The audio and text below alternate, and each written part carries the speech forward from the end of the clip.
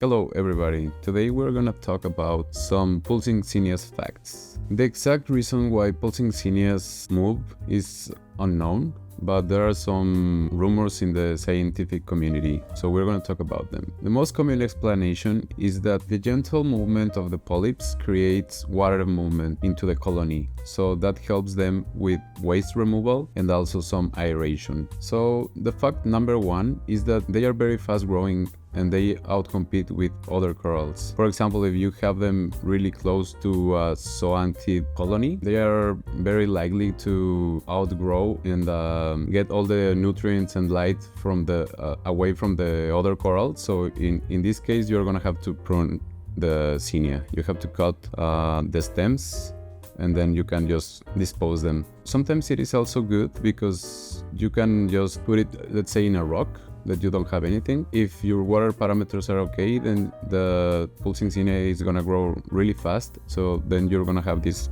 big, beautiful rock of only Xenias. Or there's sometimes you can put it in the back wall of your tank and also it's gonna grow really fast. So you're gonna have, instead of just having your black or white or whatever color is the back wall of your tank, then you're gonna have it full of this coral that moves and seems really cool. Another thing about them, they are really hardy and they tolerate wide ranges of water conditions. What this means is that you don't have to be that careful with them. I mean, you have to be careful about all the stability of your tank as always, but if something happens by mistake, or I don't know, you went away for vacation and you were not able to do the water change or something, they can tolerate this more than some other corals that are a little bit more delicate in these kind of situations. Another thing about Xenias is that they reproduce by fragmentation. So what this means is that if they, let's say, a little piece get loose and then it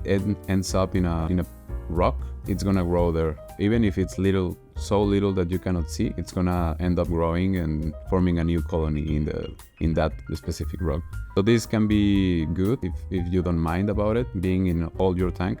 But it can also be bad because if you have a rock that you just wanted to have, let's say, acants or zoantids, I don't know, some acroporas maybe, and a little piece lands there and you don't notice, then it's gonna be a little bit of a problem for you because you have to probably cut the rock or something. If the little piece landed in a cave or something, in a little hole, and then it grows, you cannot just rip it because then it's gonna grow back, because of the kind of reproduction by fragmentation that they are capable of. But also it is good because in a small tank that I have, the video that has the Xenias with the passion fruit song, that tank was overrun by the Xenias, let's say. But if you take care of them, you can make the tank look good even with thousands of them.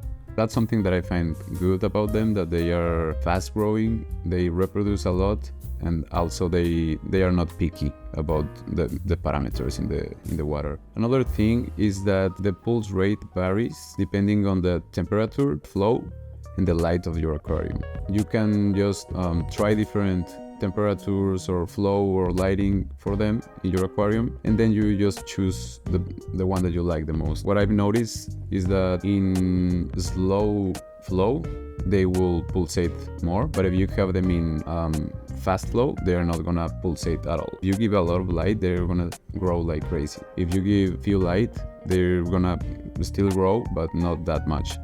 Another thing about the Xenias is that they are symbiotic. They live in a symbiotic relationship with an algae called zooxanthellae, and that algae lives within coral tissue and provides it with nutrients through the photosynthesis that the algae makes. And in return, the coral offers the algae a well-protected environment to live. So that's how almost all of the corals have this symbiotic relationship with this algae called zooxanthellae. Okay, so this is it for today, guys. I hope it was some clear information and helpful regarding Xenias. I can see that you guys like it a lot. So if you guys have any other question or something that you want to ask, just let us know in the comments. We are high on Reefs. Take care.